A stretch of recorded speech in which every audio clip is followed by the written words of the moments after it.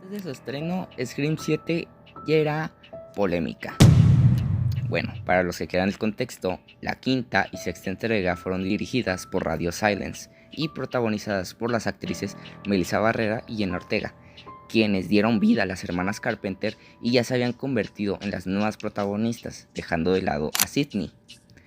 Y cuando anunciaron la séptima entrega, ambas actrices ya estaban dispuestas a volver, con un nuevo director, Christopher Landon, que había dirigido películas como Feliz Día de tu Muerte 1 y 2. Todo parecía bien para esta película, hasta que todo se vino abajo. ¿Por qué? Pues el estudio despide a Melissa Barrera. La razón, según se sabe, se despidió a la actriz por sus mensajes respecto al conflicto que se está viviendo en Gaza. A Paramount, la verdad, no le importó sabotear su propia saga. Simplemente creo que la despidieron por un berrinche de una agenda política de ellos mismos. Y eso fue un efecto dominó en el que, como consecuencia, Jenna Ortega y el director Christopher Landon se bajaron del proyecto en señal de protesta. Esta séptima entrega casi que se hizo a la fuerza. Por eso trajeron a Neve Campbell de vuelta como Sydney, porque ya no había opciones. Le pagaron como 7 millones para que regresara. Y aún más, para dirigir esta película trajeron de vuelta a Kevin Williamson. Para los que no sepan quién es él fue el escritor y casi que el creador original de toda la saga. No solo lo contrataron para escribir el guión, creo que esto se hizo más para complacer a fans, porque eso creo que explica de mejor manera el por qué hay tanto fanservice, por qué hay tanta sobre nostalgia, por así decirlo, porque están trayendo de vuelta a antiguos Ghostface, porque creo que el punto de esto es usar la nostalgia por última vez antes de empezar casi de nuevo, de quemar todo. Y aunque la idea fue interesante, la ejecución para cuando llegamos al tercer acto se nota que mejor o no estuvo bien ejecutado. Eso me hizo pensar en simplemente que yo hiciera toda Scream 7. También es un recordatorio para mí de que no soy un escritor ni guionista profesional, solo soy un fan que está proponiendo una idea y ya. Bueno, sin más que decir, creo que ya es cuestión de comenzar con el video. Creo que la escena inicial del incendio en la casa Macker está bien. Creo que ha sido un buen opening para toda la saga de Scream 7. Creo que después de eso vamos a poder respetar la presentación de la nueva vida de Sydney, la presentación de Tatum, y aunque personalmente en vez de tener a Mark Evans, sí pondría a Mark Kincaid. Digo, el plan original era que Sydney estuviera casada con el detective de la tercera entrega. No sé por qué no se pudieron conseguir a Patrick Dempsey, pero en mi versión ese no sería el caso. Además, voy a rescatar una idea que quién sabe por qué la dejaron fuera de esta película, y es la de, muy al estilo de Scream 3, vamos a dejar ver que Sydney tiene alguna que otra alucinación con Ghostface y algunos amigos ya muertos. Creo que esto para dejar más en claro la paranoia de Sydney, por qué actúa como actúa en la película, por qué sobreprotege tanto a su familia, a su hija, cosa que le va a salir mal, y sería más para que el espectador empatice más con ella y no la vea como una mala madre. Pasando eso de lado, en la escena de la cafetería donde presentamos a Jessica y Sydney y ella hablan, vamos a cambiar el diálogo de Jessica. Es decir, en vez de decir esto... Oh, no, pero no hay mucho que decir sobre su abusivo y horrendo padre y de cómo nuestro matrimonio me jodió la vida. Jessica hablaría mal de su familia, en general. Creo que antes de Lucas, ¿verdad? Y de cómo su hijo mayor falleció trágicamente hace un par de años. Ya verán por qué esto es importante, que no se les olvide. Ahora bien, en vez de acelerar las cosas con la escena del teatro, al igual que en la Scream original, nos tomaríamos el tiempo de presentar a los amigos de Tatum. Es decir, mostraríamos más escenas de Tatum y su novio, Ben, más de Chloe, quien sería como su mejor amiga, como la Tatum original para Sydney. Ahora bien, una idea es que para hacer más carismática a Hannah, aprovechar más a la actriz Mckenna Grace no desperdiciarla tan rápido, le daríamos más escenas, no sé, por ejemplo, explicar que es nueva en el grupo, que no sé, trabaja en la cafetería de Sydney, por eso conoció a Tatum, o que Tatum llega a ser bastante íntima con ella, decirle de sus problemas, también, no sé, mostrar más interacción con Tatum y Lucas. Digo, en la película original nunca vimos cómo hablaban, de cómo, no sé, de cómo Tatum recurre a Lucas para saber más de, aunque sea el pasado de su madre, pero por ser contada, no sé, por un tercero que no experimentó los eventos de primera mano, no es lo más adecuado, ¿verdad? Dando escenas bastante incómodas. Creo que también nos serviría para mostrar por qué Tatum no sospecharía de ninguno de sus amigos, por qué no se creería de que uno de ellos intente genuinamente matarla. Ok, después de que nuestra película siga más o menos igual, creo que dejaríamos la escena de Sydney recibiendo el llamado de Ghostface, aunque siento que lo modificaría un poquito para que Ghostface le pida a Sydney que vea las noticias, viendo en el noticiero cómo reportan el incendio en la casa Macker, dejándolo en shock, y finalmente ocurriría lo que todos estamos esperando. ¡Sorpresa, Sydney! Y la dejaríamos totalmente igual, con Stu hablando con ella y mostrándole que va a atacar a Tatum, haciendo que Sydney y la policía lleguen al lugar. Es hora del show, perra. Aquí aprovecharía un poco más esta escena, vamos a cambiarla en pocas palabras. Aquí el profesor George Willis supervisa los despejes y aterrizajes de Hannah y Aaron. No es hasta que el profesor, cuando se va a ir del lugar, sin que lo note, como un fantasma, Ghostface aparece detrás de él y lo asesina.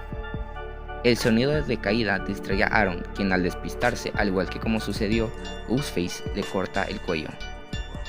Todo esto lo ve Hannah, quien grita aterrada. Tatum escucha estos eventos y, aunque no veríamos tal cual la escena del ataque de Hannah, escucharíamos sus gritos. Tatum intenta abrir la puerta, pero está atascada, y cuando la abre solo puede ver a su amiga ya muerta, mirando de frente a Ghostface. Y cuando se le va a acercar, Sydney llega, y en esta versión es incapaz de que su hija observe la tétrica escena, dándole más peso al siguiente diálogo. ¿Por qué no me advertiste? ¿Sobre qué? De todo esto. De haber sabido, la habría podido salvar. Podría haber hecho algo. Tras esta escena, vemos, al igual que en la versión final, veríamos cómo ocurre el ataque a la casa de Sydney y cómo sucedió, revelando que uno de los asesinos fue un tal Carl Gibbs, que ya lo habíamos visto antes, que es un prófugo del psiquiátrico Fallbrook, y obviamente debe de haber más de un Ghostface, así que Gale y Sydney llegan a Fallbrook, y al igual que en la película, Marco les da una valiosa información, no solo de Carl, confirmaría que Stu, con el nombre de John Doe, habría sido un paciente que supuestamente tenía amnesia y llegó por ahí de los 90s al lugar, ocasionando que Sydney, para hacer que Stu llame y logren rastrear la llamada, acceda a una entrevista con Gale. Y bueno, a la par tendremos las escenas de Tatum, Mindy, Chad decidiendo reunir a los amigos de Tatum para descubrir al asesino. Y aquí ya vamos a aprovechar para dar una mención de lo que pasó con Sam y Tara.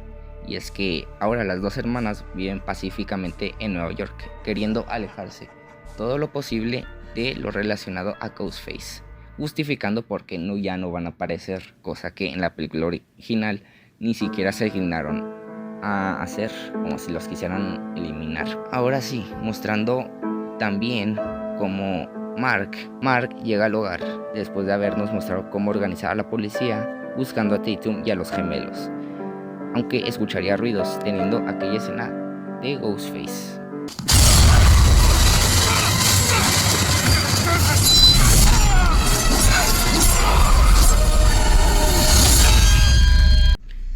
Mostrando la escena del bar donde Mindy haría sus hipótesis sobre los motivos del asesino en esta ocasión. En franquicia, así que esta vez todo es sobre nostalgia. Oye, esta persona no es fan de Stab, amigos. Es fan de Sidney Prescott.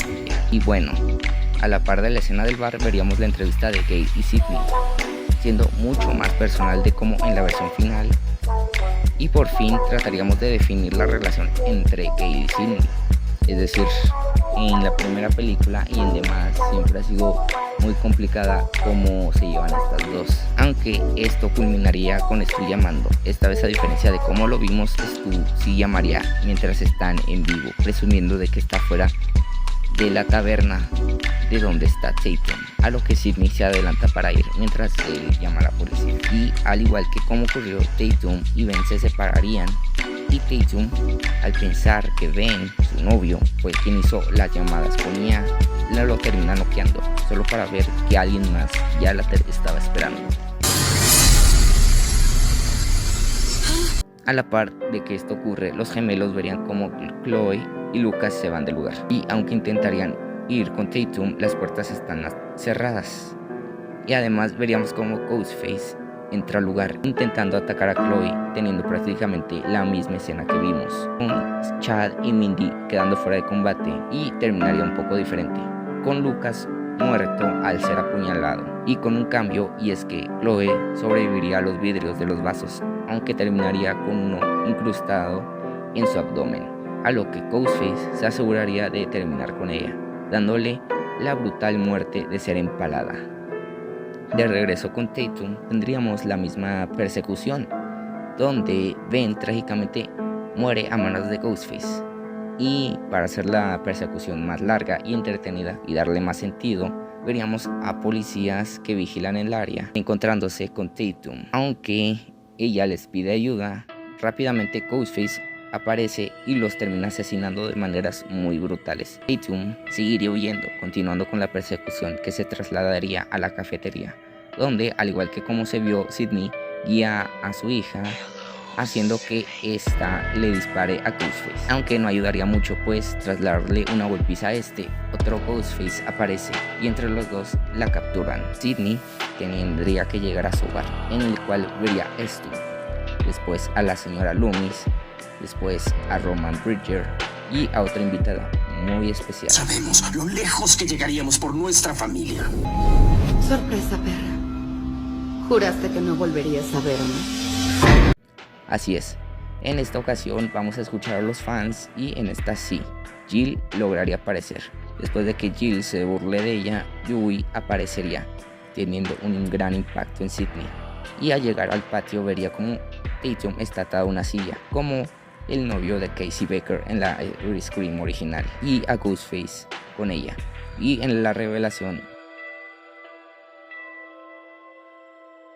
mantendríamos a Marco, aunque bueno, esta vez habríamos estado más conscientes de que nadie lo conoce, hasta el propio Marco lo diría.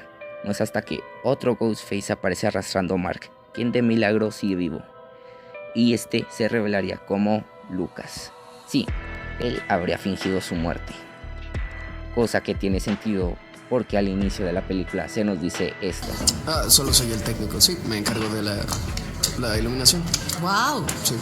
Y que ocurre durante la escena del ataque en el teatro. ¿Sí? Es bastante obvio, y de repente Lucas llama al dichoso Stu, quien un Ghostface aparecería, aunque en una escena épica por así decirlo, dividiría en dos. Y es que sí, hay 4 Ghostface en esta ocasión. Bueno, 5 contando a Carl. Y mientras tienen amenazada a Tatum, uno de estos se revela como Jessica, y le diría al otro que aún no se revela que quiere que lo vean, que sepan que no está muerto. Todos pensaríamos que se está refiriendo a Stu, pero el otro se revelaría siendo Hannah. Así es, Hannah era la otra Ghostface, dejando en shock a Sidney y a Tatum, revelando que, al igual que Lucas, su famoso ataque fue fingido. Y si lo piensas bien, esto explica por qué no vimos su ataque en cámara, porque el Ghostface de la persecución a Tatum supo exactamente el código de la cafetería de Sidney.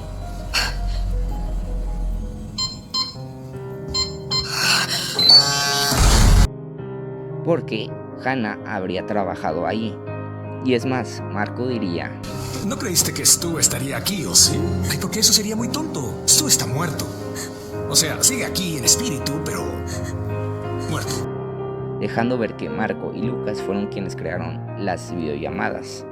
Porque nos guste a los fans o no, Stu está muerto. ¡Búscala, imbécil! ¿Qué esperas? No puedo, me heriste muy profundo. Creo que me estoy muriendo, viejo. Así que sí, Stu está muerto y punto.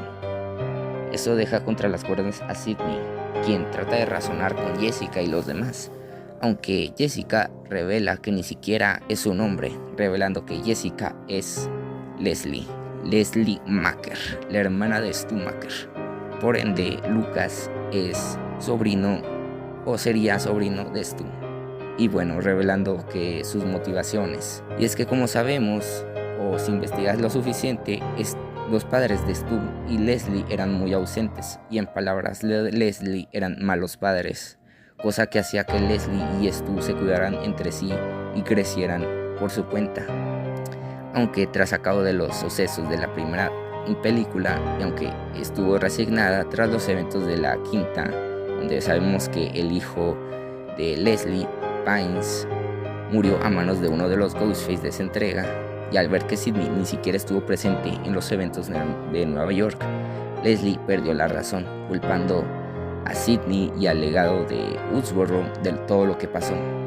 Así que se internaría en Fallbrook, donde conocería a Carl y Marco, donde al ver que Carl y Marco eran fans obsesivos del legado, decidiría junto a su hijo menor, Lucas, quien idolatraba a su tío, maquinar un plan de venganza contra Sidney y su familia.